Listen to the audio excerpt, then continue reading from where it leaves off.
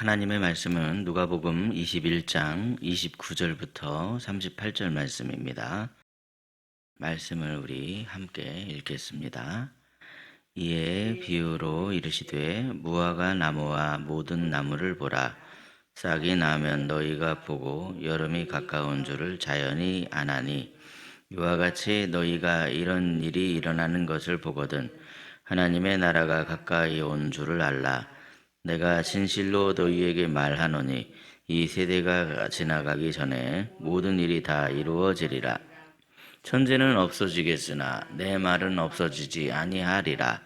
너희는 스스로 조심하라. 그렇지 않으면 방탕함과 술취함과 생활의 염려로 마음이 둔하여지고 뜻밖의 그 날이 덫과 같이 너희에게 임하리라.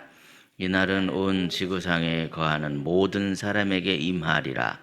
이러므로 너희는 장차 올 이 모든 일을 능히 피하고 인자 앞에 서도록 항상 기도하며 깨어 있으라 하시니라. 예수께서 낮에는 성전에서 가르치시고 밤에는 나가 감람원이라 하는 산에서 쉬시니 모든 백성이 그 말씀을 들으려고 이른 아침에 성전에 나아가더라.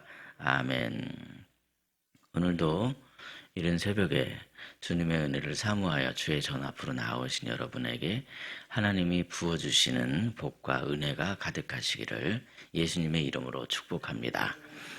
오늘 본문의 말씀에서 예수님께서는 무화과 나무와 모든 나무를 보라 그렇게 말씀을 하십니다.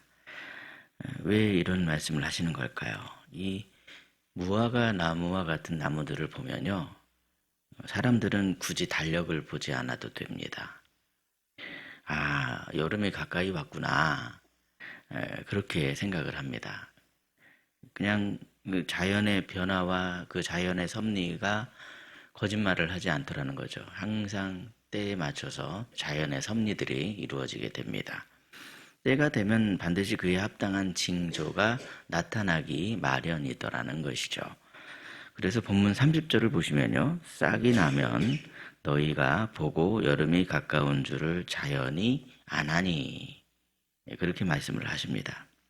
이처럼 자연의 섭리만 제대로 보아도 그냥 자연스럽게 알게 되는 정보들이 있습니다. 그래서 예수님께서는요 31절에서 이런 말씀을 하십니다. 이와 같이 너희가 이런 일이 일어나는 것을 보거든 하나님의 나라가 가까이 온 줄 알라. 그러니까 지금 예수님께서 이렇게 종말에 관한 징조의 이야기를 해주시는 이유가 있더라는 거예요. 종말에 관한 징조의 이야기를 해주시는 이유, 그것이 무엇이겠습니까? 우리를 겁주려는 이유가 아니라, 제가 그렇게 말씀드렸죠. 우리를 겁주려고 하는 그런 이유가 아니다. 그 이유가 아니라 이 종말의 징조에 관한 이야기를 해주시는 그 목적은 뭐냐면 그 징조를 통해서 하나님의 나라가 가까이 온 줄을 깨닫게 하기 위해서 그렇게 말씀하시는 것이고, 또 어떤 이유입니까? 그 나라에 들어갈 준비를 해서 평소에 준비하는 삶을 살게 하기 위해서 그런 말씀을 하시더라는 것이죠. 깨닫고 준비하는 삶을 살아라, 이것입니다. 그러므로 오늘 우리에게 들려주시는 말씀은요, 이것이 우리의 삶을 바로 세우시는 말씀이로구나, 우리의 삶을 바로 세워주시는 복음이로구나 라는 것을 알 수가 있습니다. 복된 말씀이로구나. 그렇다면 과연 우리는 어떻게 하면 마지막 때를 준비하며 살아갈 수 있을까요? 첫째로 주님은 우리에게 말씀으로 충만하라 그렇게 말씀하십니다. 본문 32절 말씀인데요, 우리 32절 말씀을 함께 읽겠습니다. 시작. 내가 진실로 너희에게 말하노니 이 세대가 지나가기 전에 모든 일이 다 이루어지리라. 아멘. 예. 이 모든 일, 이 세대가 지나가기 전에 이루어질 이 모든 일이라는 게 무엇이겠습니까? 예수님께서는 분명히 이 세대가 지나가기 전에 모든 일이 이루어진다 이렇게 말씀하셨습니다. 이어지는 33절을 보시면 그 모든 일이 무엇인지를 알 수 있죠. 천지는 없어지겠으나 내 말은 없어지지 아니하리라 그랬습니다. 모든 일이라는 건 바로 예수님이 말씀하신 그 일이더라는 것이죠. 세상은 끊임없이 변합니다. 기준도 바뀌고 가치도 흔들립니다. 자꾸만 새로운 것들이 지금도 계속 끊임없이 등장을 하는 바람에 무엇이 맞는지 헷갈리는 그런 시대를 우리는 살고 있습니다. 요즘은 AI가 열풍입니다. 누구라도 AI를 활용을 하고 또 그걸 통해서 문제를 해결하려고 하죠.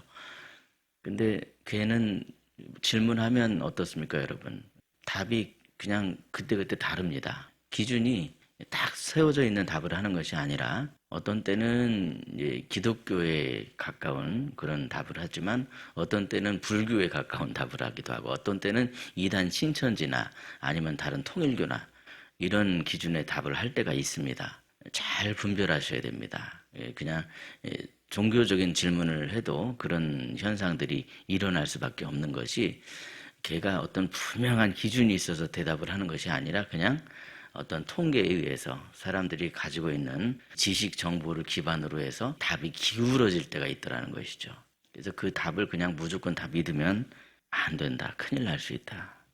이제 종교만 그런 것이 아니라 다른 것도 다 마찬가지겠죠. 그런데 이럴 때 우리가 붙드는 것은 무엇이겠습니까? 우리가 붙들어야 되는 것. 변하지 않는 기준. 하나님의 말씀을 우리는 붙들어야 된다는 겁니다. 말씀으로 충만하지 않으면 우리는 그럴듯한 말에 쉽게 속아 넘어갑니다. 진리처럼 보이는 거짓에 흔들릴 수밖에 없습니다.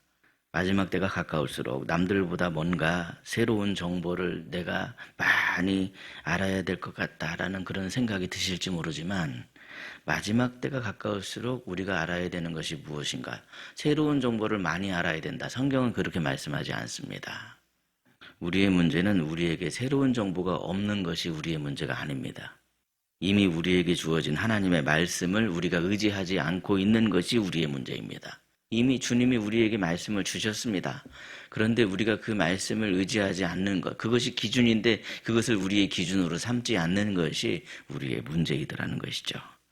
그러므로 여러분, 이제 우리 2025년 12월 30일을 맞이하는 우리의 마음의 결단은 무엇이어야 하겠습니까?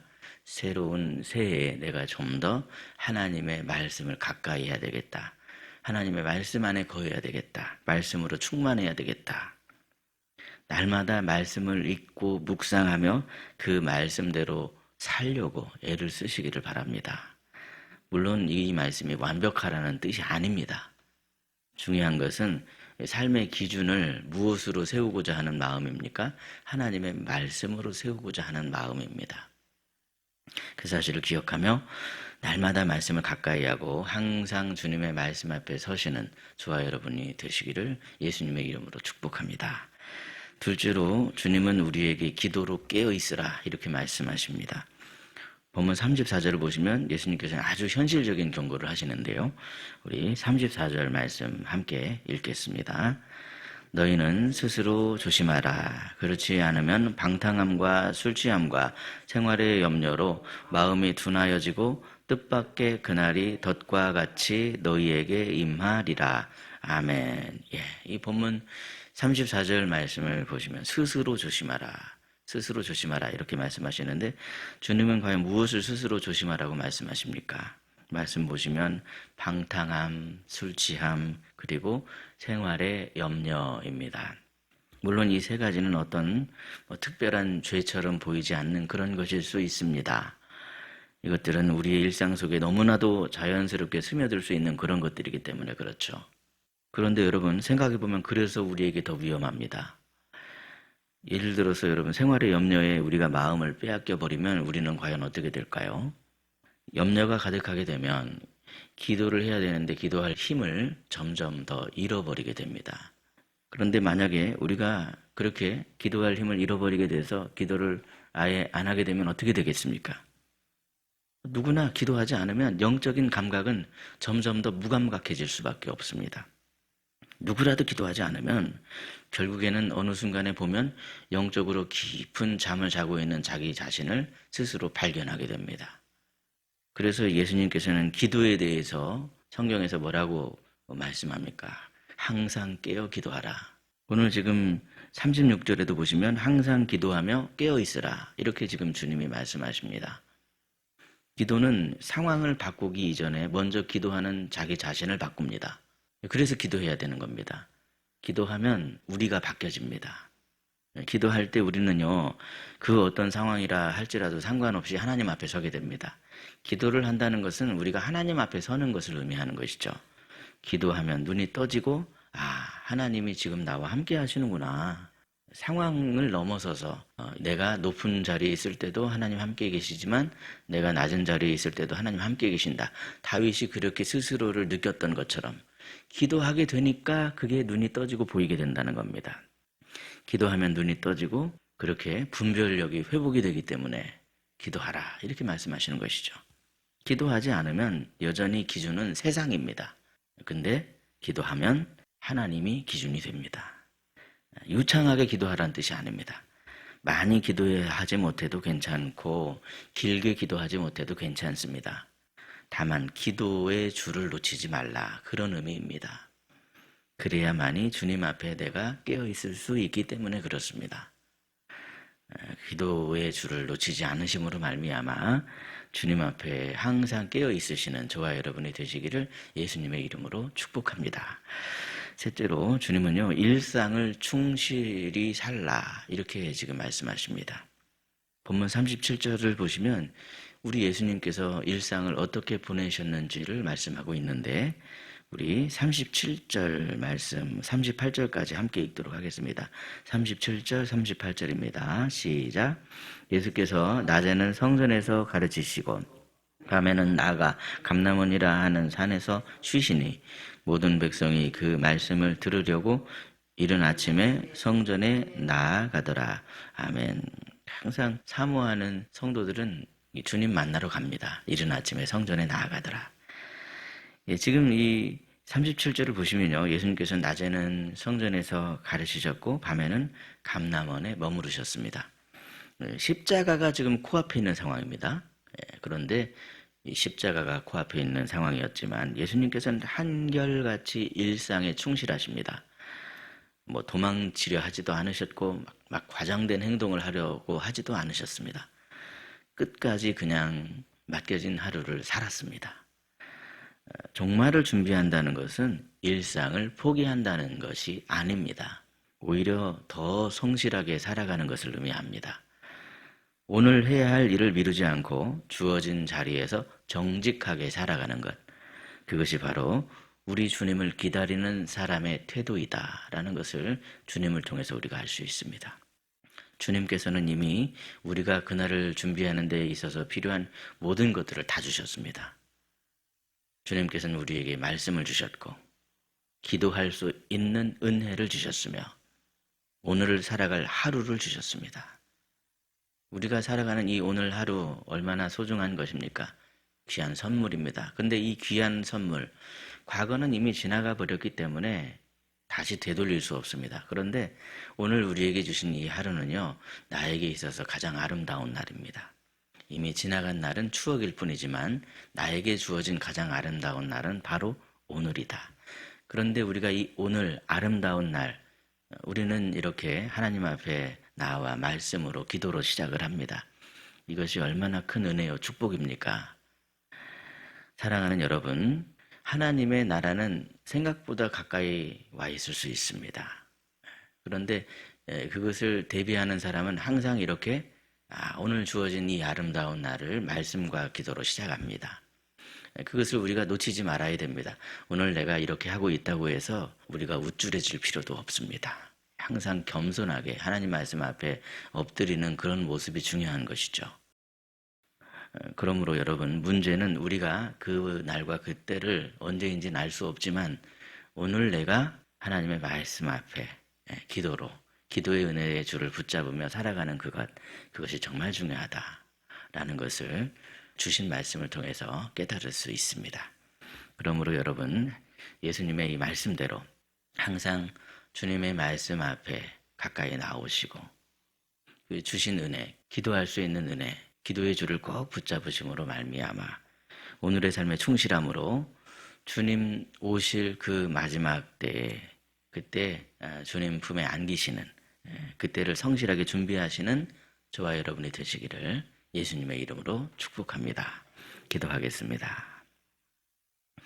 왕이신 하나님 아버지, 오늘 이 무화과 나무의 비유를 통하여서 하나님의 나라가 가까이 왔음을 깨닫게 하여 주시니 참으로 감사합니다. 이 종말의 말씀이 우리를 두렵게 하는 것이 아니라 삶을 바로 세우라고 부르시는 사랑의 음성임을 믿음으로 내가 받아들일 수 있게 해 주시옵소서.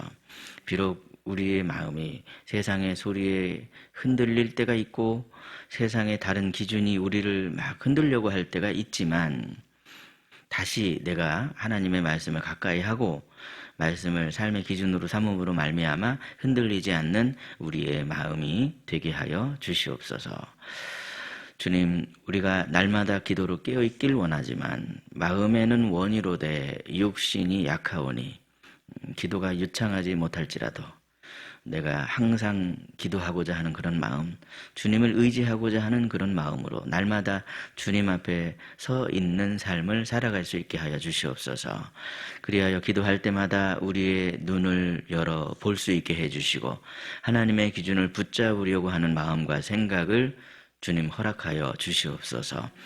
성실하신 하나님, 오늘도 예수님의 모습처럼 우리에게 주어진 하루를 가볍게 여기지 않게 하시고 맡겨진 자리에서 정직하고 성실하게 살아내는 믿음을 주옵소서. 하나님의 나라가 이미 가까이 와 있음을 기억하며 오늘도 말씀과 기도와 순종의 일상을 통하여서 주님 오실 길을 예비하는 저희 모두가 되게 하여 주시옵소서. 몸과 마음이 연약한 성도에게 특별한 은총을 베풀어 주시고 치유의 광선을 발하여 주사 주님의 은혜로 지치지 않게 하시고 속히 회복이 될 수 있도록 역사하여 주시옵소서.